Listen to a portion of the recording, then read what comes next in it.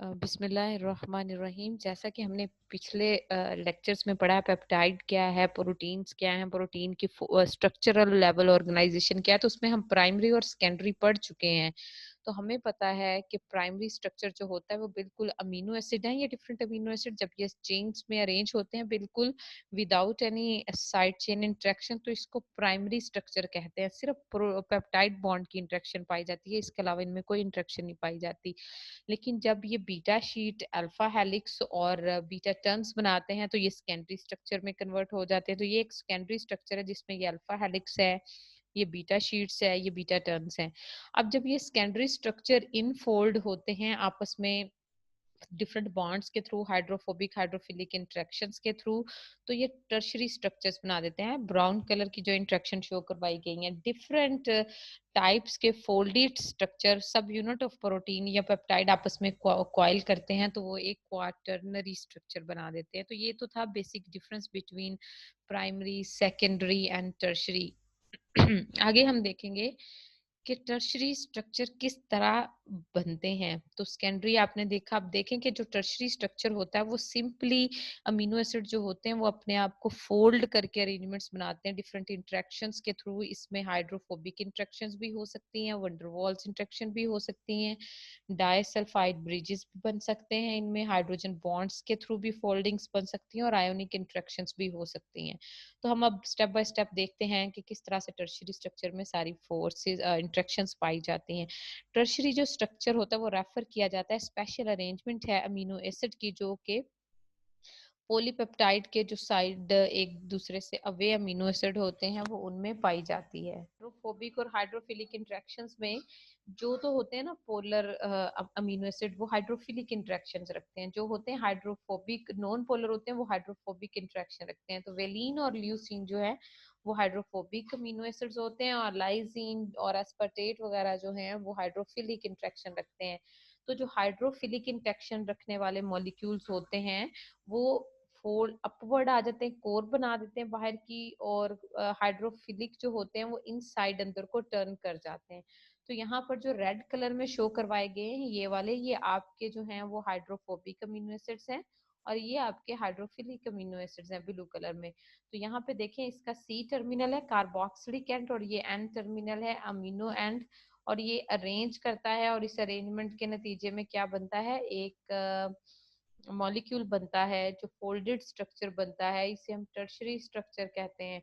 और ये जो टर्शरी स्ट्रक्चर होता है इसमें आप देखें हाइड्रोफोबिक जितने भी हैं वो इनसाइड बेंट हो गए हैं और हाइड्रोफिलिक इनके आउटसाइड आ गए हैं। तो इस तरह के इंटरेक्शन से जो कॉइल बनता है इसको हम कहते हैं हाइड्रोफोबिक इंटरेक्शंस के थ्रू बना है।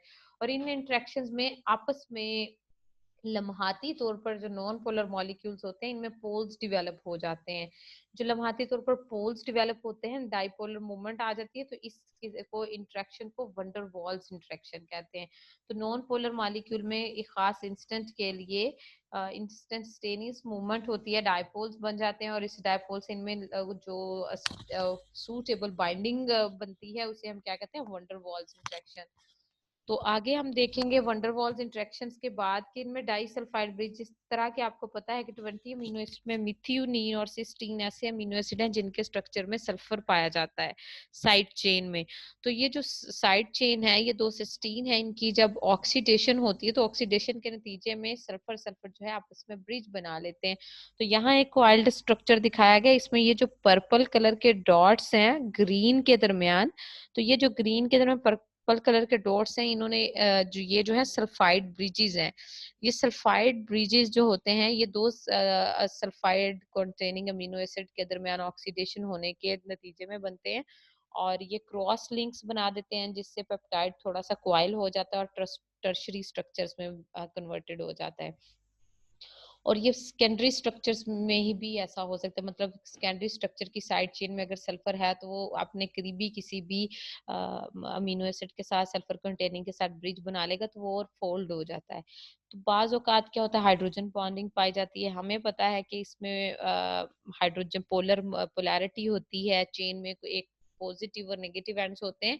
तो इस पोलैरिटी की वजह से हाइड्रोजन बॉन्ड्स भी बनते हैं और आयोनिक इंटरेक्शन भी होती है। जैसे सी टर्मिनल जो है वो नेगेटिव एंड होता है और एन टर्मिनल पॉजिटिव एंड होता है। तो इस इंटरेक्शंस की वजह से इनमें हाइड्रोजन बॉन्ड्स बनते हैं और आयोनिक बॉन्डिंग बनती है। तो अगर आप देखेंगे टर्शरी स्ट्रक्चर है, टर्शरी स्ट्रक्चर ऐसा स्ट्रक्चर होता है, प्राइमरली इसमें इंटरेक्शन पाई जाती हैं आर ग्रुप की, अमीनो एसिड के जो आर ग्रुप होते हैं उनकी, हाइड्रोफोबिक इंटरेक्शंस होती हैं, डाइसल्फाइड ब्रिज होते हैं। तो यहाँ पे आप देखें, अगर ये वाली जो है आपकी एक एग्जांपल दी गई है, तो इसमें ये देखें, ये पॉलीपेप्टाइड चेन है जो टर्न करते हुए आ रही है।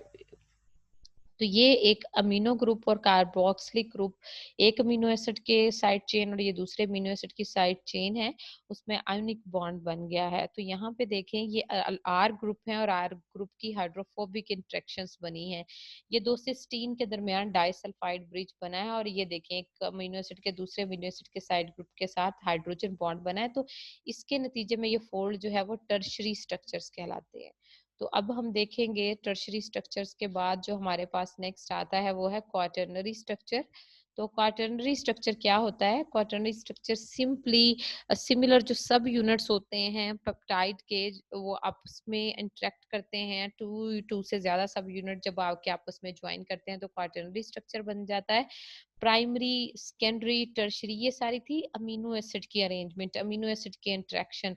और जब एक पॉलीपेप्टाइड दूसरे पॉलीपेप्टाइड से इंटरेक्ट करता है तो इसको हम क्वाटरनरी स्ट्रक्चर कहते हैं। इसमें डाइमर्स बनते हैं, दो पॉलीपेप्टाइड के सब यूनिट जब कंटिन्यूसली एक दूसरे के साथ फोर्सेस की वजह से दो या दो से ज्यादा रन करते हैं, तो अगर दो हो तो उसे डाइमर कहते हैं, और अगर एक को इंडिविजुअली सब यूनिट कहते हैं। जैसे ये ब्लू और पर्पल है, तो ये ब्लू जो है वो फिब्रस प्रोटीन का सब यूनिट है और ये दोनों क्या है, डाइमर प्रोटीन है। ठीक है, तो इसमें ग्लोबुलर प्रोटीन आ जाती हैं, फिब्रस प्रोटीन आ जाती हैं। जो ग्लोबुलर प्रोटीन आती हैं, three are two major categories, three या थ्री से ज्यादा जो कैटेगरीज।